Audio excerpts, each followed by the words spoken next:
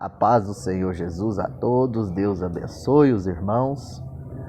Outro dia estávamos fazendo um vídeo sobre Gênesis capítulo 24, a partir do verso 15, sobre a esposa, a Rebeca, e a relação dela com a igreja atual.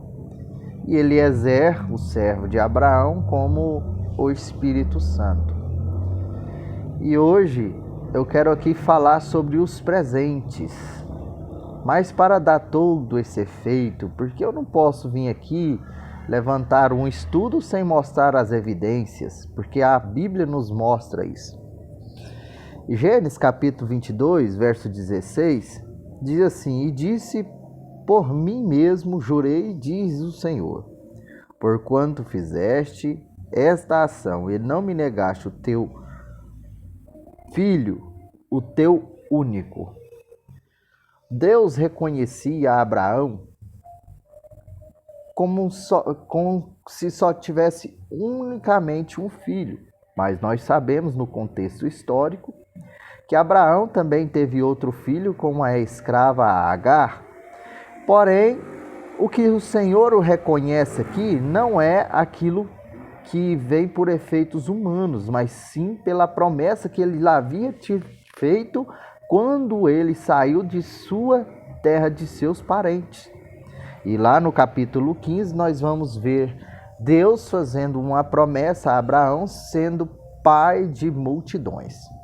Mas a intenção aqui do contexto é que quando Abraão recebe esta palavra ordenada por Deus, aqui se inicia, podemos dizer, o pico para a abertura da igreja. Porque neste momento é como se Cristo tivesse sido oferecido no holocausto. Como nós sabemos que ele viera a subir a via, foi para o Gólgota, se entregou por nós. Porém, aqui nós vemos aqui também uma outra curiosidade. No mesmo capítulo 22, no versículo 23, que assim está escrito: E Betuel gerou Rebeca, 8 deu Milca a Naor, irmã de Abraão. Percebe-se que estava tudo na mesma família. Estavam em tudo a mesma ordenança familiar. Que quando Isaac é oferecido ao holocausto, e o Senhor, pela sua grandiosa misericórdia, fala para Abraão não fazer aquilo e concebe ali um outro sacrifício, naquele momento que é acontecido todo aquele fato, na casa de Betuel, Milca e Naor, irmão de Abraão, concebe, e Betuel gerou Rebeca. 8 deu Milca, Naor, irmão de Abraão. Que na casa de Betuel vem-se nascer Rebeca. Se nós formos observarmos, ao momento que o sacrifício é dado ali, ao Monte Moriá, e acontece todo aquele milagre de Deus, porque o Senhor gerou ali o holocausto. Aquele momento, na outra região, em outro lugar, mas da mesma família, se é gerado uma moça, uma mulher. Ou seja, a hora que Cristo morreu na cruz do Calvário, ali se começou o processo do nascimento da igreja. E aqui que este contexto está simbolizando. No momento que Isaac foi levado, foi oferecido em sacrifício, e o pai, mesmo com todo o amor que ele tinha pelo filho, ele não queria, mas ele não hesitou em arcar aquilo que o Senhor tinha produzido em sua vida. E naquele momento era o sacrifício, como aconteceu de fato, mas não com Isaac. Porém, a igreja começa a seu formar, começa a ser gerada ali naquele momento. Mas aqui, como hoje o nosso estudo aqui vai ser baseado em cima dos presentes, que diz aqui no versículo 22 do capítulo 24: E aconteceu que, acabando os camelos de beber, tomou o varão um pendente de ouro de meio ciclo de peso e 2 pulseiras para as suas mãos, do peso de 10 ciclos de ouro. Neste momento, eu quero elaborar aqui esta palavra baseada nos presentes. Estes presentes foram presentes dados por Eliezer, que viera pegar da casa de seu senhor por autoridade para se trazer uma noiva. E um detalhe interessante, que esses presentes que aqui Eliezer dá para Rebeca não são presentes em sacrifício, em oferecimento ao casamento, ao noivado, mas sim em agrado de como aquela mulher e de como Deus abençoou a sua missão, a sua jornada em se procurar a esposa, a noiva. E ele fica admirado de quão bondoso foi Deus de ter colocado Rebeca em teu caminho. E esses presentes, como foi trazidos do pai, mas trazidos do Senhor pelo servo Eliezer, ou seja, eles foram trazidos de Deus pelo servo Espírito Santo, Consolador. Ele foi trazido em favor da igreja, mas não de moldar, não de tirar o seu caráter. Porque o caráter da igreja ele é moldado a partir da hora que se acontece o sacrifício e se tem uma conversão. Porque quando se tem uma conversão em Cristo, o fato que acontece na igreja que o aceita como Senhor e Salvador, aí a igreja nasce, como aconteceu com Rebeca. Quando o sacrifício é entregado ao holocausto, Rebeca nasce. E neste momento nós percebemos a maravilha de Deus e a soberania de sabedoria sobre a sua palavra. E neste momento aqui, irmãos, Eliezer, o Espírito Santo, o Consolador, leva presentes para presentear a noiva. Só que aqui ele presenteia a noiva com a intenção de lhe pedi-la a mão dela em casamento para os seus familiares, para o seu senhor, para o filho do seu senhor. Então perceba-se que aqui é como se fosse já uma preparação para a união deles.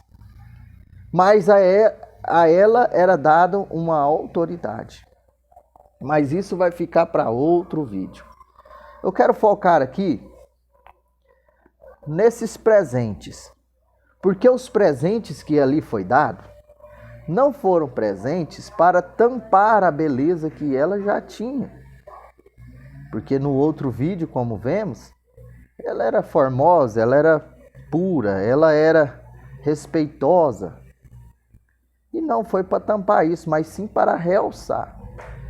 E como nós sabemos, lá em Gálatas, capítulo 5, versículo 22, estarei abrindo aqui o texto. Gálatas, capítulo 5, versículo 22, que fala sobre os frutos do Espírito. frutos do Espírito Santo?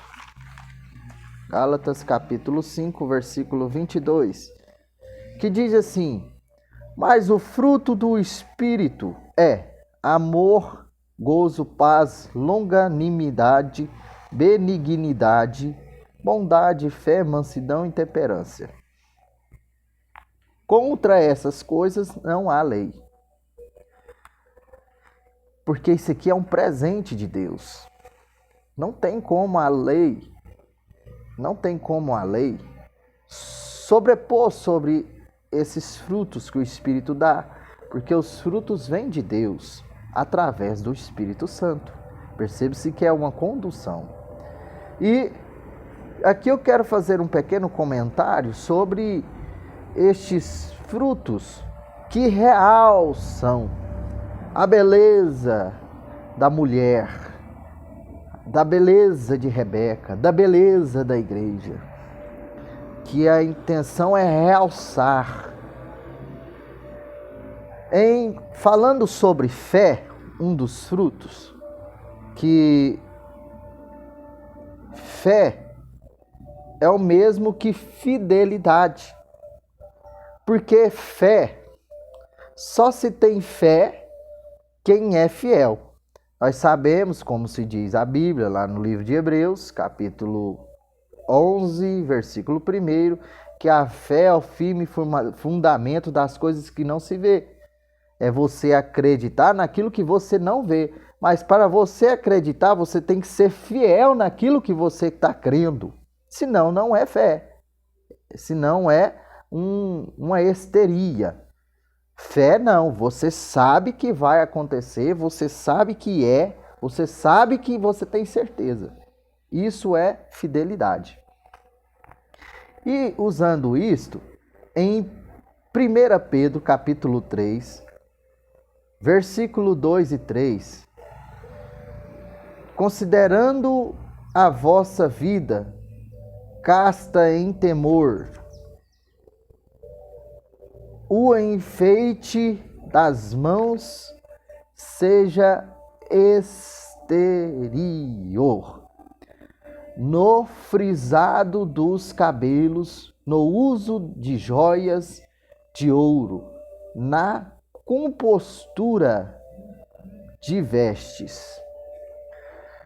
Nós percebemos que é algo incrível como a palavra do Senhor nos revela. Aqui Pedro está dando uma palavra pastoral para as mulheres em sua epístola, para que elas não vierem a simplesmente só enfeitar cabelo, mas que ela tenha uma compostura, na compostura de veste. Mas para que ela tenha no exterior, nós temos o interior é dentro e o exterior é fora. Então, no exterior, que no frisado dos cabelos, no uso de joias, na compostura de veste, ele vai dizer que considerando a vossa vida casta em temor, ou seja, primeiramente tenha temor. Tendo temor, você gera uma fé verdadeira, não uma fé mentirosa. Observa como Rebeca vai ser ali direcionada a Eliezer. Ela não conhecia ele era um homem estranho. E quando Eliezer fica observando, o pedido dele foi: dê-me água para beber. E ela, demonstrando o seu respeito que ela tinha, isso veio de berço, ela fala para ele: sim, Senhor.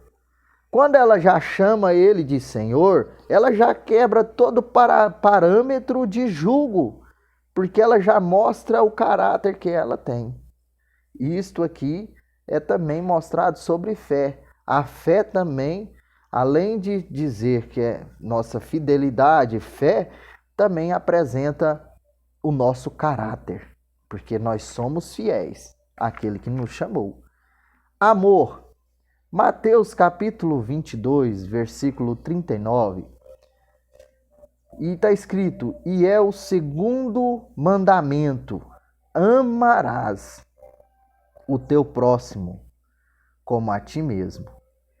E para dizer que amarás o teu próximo para ti mesmo, é de um grau de extremidade quando Jesus fala isto aos seus discípulos, porque muitos de nós só conhecemos esse texto, que Jesus diz, amarás o...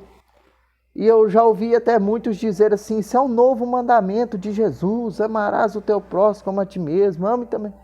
Não, irmão, esse mandamento já vem lá de Levítico. Levítico capítulo 19, verso 18, que diz assim, não te vingarás, nem guardarás ira contra os filhos de teu povo, mas amarás o teu próximo como a ti mesmo. Eu sou o Senhor Deus Altíssimo, lá na sua trindade, disse essas palavras para que nós pudéssemos não guardar ira, não se vingar contra os nossos irmãos, contra os nossos filhos, contra os nossos sobrinhos, tios. Não. E sim que nós devemos amar o nosso próximo. Perceba-se que amando o nosso próximo, os 10 mandamentos, a não ser o primeiro, que era amar o Senhor, o teu Deus, sobre todas as coisas, eles se fundem nesse segundo mandamento. Eu amar o meu próximo é eu ser submisso a pai e mãe. Eu amar o meu próximo é eu não cobiçar a mulher do próximo, as coisas do próximo. Eu amar o meu próximo é eu não matar. Eu amar o meu próximo é eu não mentir. Eu amar o meu próximo é eu não roubar do meu próximo.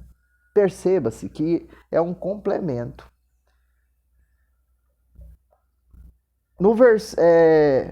Falando sobre alegria ou gozo, como nós lemos aqui, gozo e alegria é a mesma coisa. João capítulo 13, verso 4 e 5 diz: levantou-se da ceia, tirou as vestes e, tomando uma toalha, cingiu-se.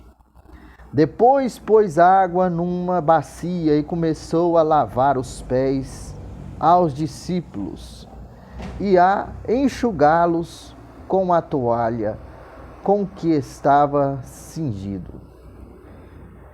Perceba que o servo tinha-se uma alegria em servir, em estar fazendo a vontade de Deus de um tal extremo, que após esse fato ocorrido, sabemos que Pedro se levanta, Senhor, a mim o Senhor não vai lavar. Jesus vai dizer a ele, Pedro, se eu não te lavar, não terás comunhão comigo. E Pedro vai dizer, lave então o meu corpo inteiro. Aí Jesus vai dizer, o Filho do Homem não veio para ser servido, mas sim para servir, para se dar exemplo de como devemos servir a Deus com alegria. Porque não é simplesmente servir, é ter alegria naquilo que estamos fazendo. Perceba-se que todas essas qualidades se encaixam em Rebeca. Rebeca, quando encontra Eliezer, dar-lhe água, e a alegria dela era tão grande em servir, que ela foi prestativa. Olha, agora eu vou dar água para os seus camelos. Perceba-se que tinha uma alegria. Quem é obrigado a fazer essas coisas e não tem alegria, não faz. Ou então faz murmurando, mas ela não. Tanto que Eliezer ficou admirado com ela. Também o outro fruto do Espírito, também presentes para realçar aquilo que ela tinha, a noiva, a esposa, benignidade ou delicadeza. João capítulo 4, verso 10 ao 14. ali aonde Jesus teve a delicadeza de sentar e ouvir e responder com delicadeza aquela mulher lá em Samaria. Porque você vai observar em todo o contexto de João 4 que Jesus senta com aquela mulher, começa ali ter um diálogo com ela, e ela começa a se abrir com ele, porque ali tinha-se um grande julgo, uma grande barreira, pois os judeus não entravam em ostentação, em conversa, diálogo com os samaritanos. E Jesus era judeu e ela samaritana, e sendo Jesus um homem e ela mulher. Então se teve uma barreira para ser quebrada.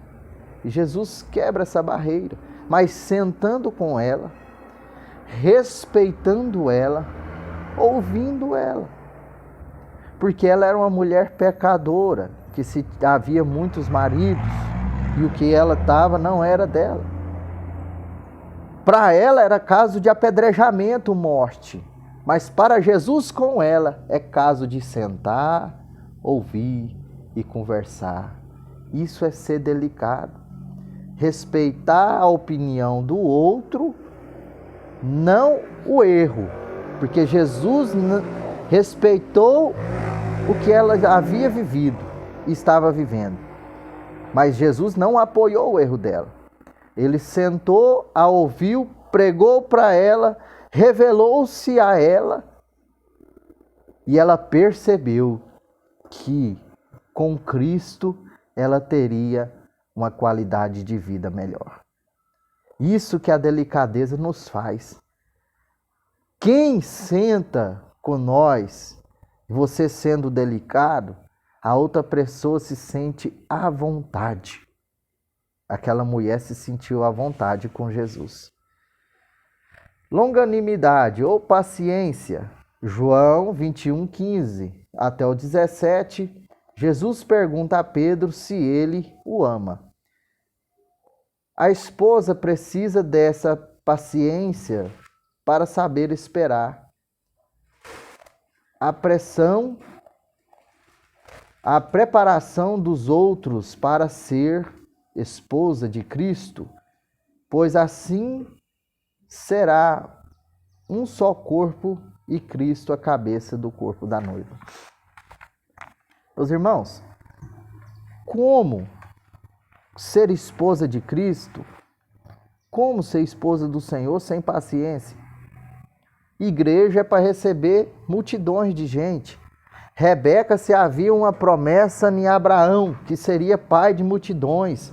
Ela iria se unir no futuro, outro dia falaremos sobre isso, com Isaac, filho de Abraão, que se tinha uma promessa de ser pai de multidões. Como ela iria casar com um homem desse que deveria gerar muitos filhos, se ela não tivesse paciência? Isso são qualidades. E ela já tinha essa paciência, porque quando nós vemos, quando ela vai servir aos camelos, ela não vai servir um camelo, ela vai servir muitos camelos, porque Eliezer não só estava só ele, mas também tinha outros ali com ele, muitos camelos, e ela, a Bíblia é bem clara em dizer que ela serviu a todos. Ela serviu a todos. A igreja tem que aprender a servir. Mas eu não estou falando igreja com o ao todo igreja, mas eu falo a igreja que congrego em uma congregação. Devemos aprender a receber as pessoas com paciência. Devemos amar as pessoas com paciência. Porque tem pessoa que chega na igreja hoje, ele não é transformado, ele ainda tem que ser lapidado. Ele ainda tem que ser convertido. Mas se não tivermos paciência, essa pessoa vai embora e não vai voltar mais. Por falta de paciência. Já dizia o sábio rei Salomão, Eclesiastes, capítulo 3, versículo 3, que há o tempo para tudo. Calma, irmão. Paciência. Não seja angustiado, não seja apavorado, calma. Uma hora vai chegar, amém?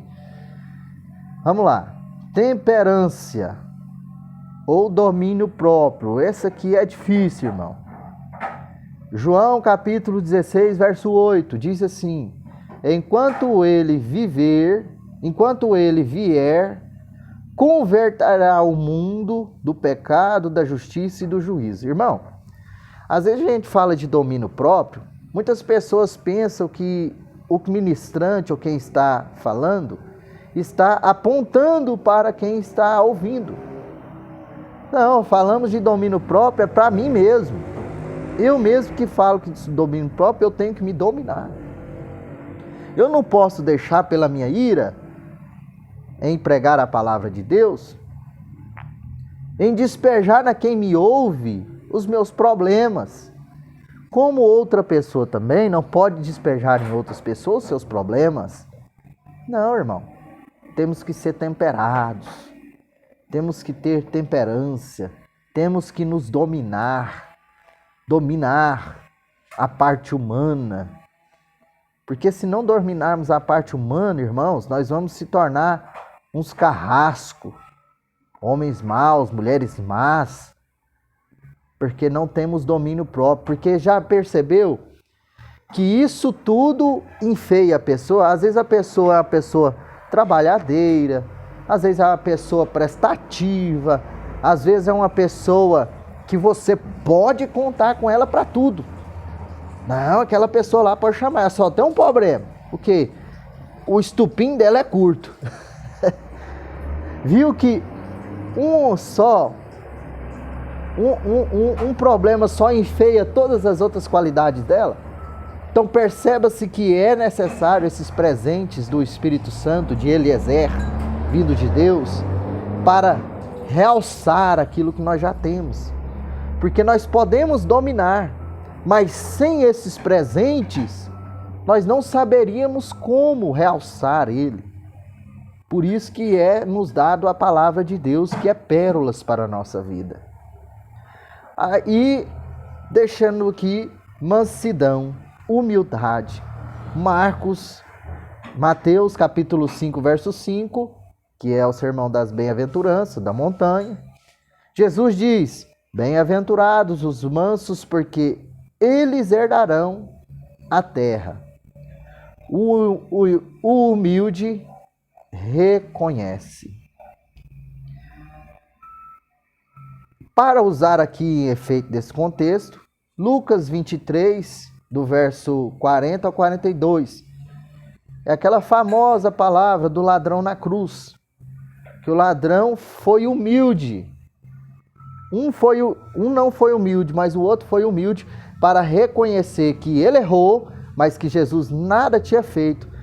E ainda chama Jesus de Senhor. Ele vai dizer: Senhor, quando tu entrares no teu reino. Ele não falou: quando o Senhor entrar no teu reino, me salva, me tira daqui, não. Ele falou assim: Senhor, quando tu entrares no teu reino, lembra de mim, que estava aqui com o Senhor. Para ele se contentava com apenas lembrança do Senhor. Mas o Senhor deu mais do que isso. Falou: hoje mesmo tu estarás comigo no paraíso. Eita Deus, que maravilha. Por isso que os humildes herdarão a terra. Porque só os humildes reconhecem. Aleluia. E para finalizar, bondade. Lucas 15, tem-se 3 parábolas lá, que elas se relacionam uma com a outra. Tem a parábola da ovelha perdida, a parábola da dracma perdida e a parábola do filho pródigo. A parábola, você percebe que na primeira parábola da ovelha perdida, Jesus diz que o pastor, mesmo sendo bom, deixa 99 no campo, no deserto, não é no campo, é no deserto. No deserto, e volta para buscar uma que está perdida. Segundo, a mulher varre toda a casa. Ela varre, ela faz uma faxina para achar aqui a dracma que se perdeu. Terceiro, o filho pródigo, que o pai deixa ele ir, mas quando ele volta, o pai recebe. Ele com festa, a mulher da dracma também faz uma festa com as suas amigas e o pastor de ovelha também faz uma festa. Mas observamos que o pastor de ovelha cuida de animais. Animais vai ser seres irracionais. Animais são seres difíceis de lidar. Às vezes eles vão para buscar caminhos que o pastor sabe, mas ele tem que ter paciência, porque ainda o ser está irracional. O ser ainda não está com a mesma racionalidade. Quando se fala de ovelha, ovelha é um animal muito... Ele é irracional, mas ele é amoroso. Ele gosta de ficar próximo do outro. E quando um sai de perto do outro, é como se ele se sentisse rejeitado. Por isso que o pai tem que ter amor. O pastor de ovelha tem que ter amor para buscar essa ovelha. Na dracma perdida, observamos que é um objeto que não se tem vida. A dracma é uma pérola, é uma pedra preciosa. Mas a mulher vê que é tão valiosa para ela porque ela se tinha 10 dracmas, mas ela perdeu uma, ela tinha 9. Tava bom, mas para ela não tava. O bom era que tiver completo. Mas observa o número, nota 10. Nota 9 para ela não se contentava, tem que ser nota 10. Eu tenho 10, para mim é 10. E para ela se achar, ela faz uma faxina. Quantas vezes nós precisamos fazer uma faxina na nossa vida para a gente se achar, irmão? Meu Deus. E o filho pródigo.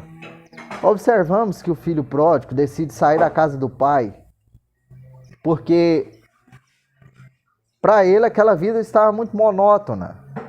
Então ele quis conhecer o mundo, ele quis viver o novo. Pede a herança para o pai dá a herança. Mesmo seu irmão ainda ficando ali meio chateado porque o pai fez isso. Mas o pai dá. Mas o filho vai, conhece o mundo bate, o machuca e ele volta. Se você perceber, o filho volta totalmente esculhambado pelo mundo. Mas o pai o trata da mesma maneira e recebe com festa. Estas são qualidades que a igreja do Senhor tem que ter. Porque o pai recebe para trazer o filho para casa do pai. Ele não recebe para o filho ficar ali no chiqueiro. Ele não recebe para o filho ficar no campo. Não, é para casa. Ele vai para casa. A festa é na casa do pai. Então, esta é as palavras que eu tenho nesta manhã maravilhosa sobre as qualidades. Tem-se uma última qualidade, deixei por último proposital, que é sobre paz, mas esta eu deixarei para falar outro dia, porque é complemento do outro assunto, tá bom?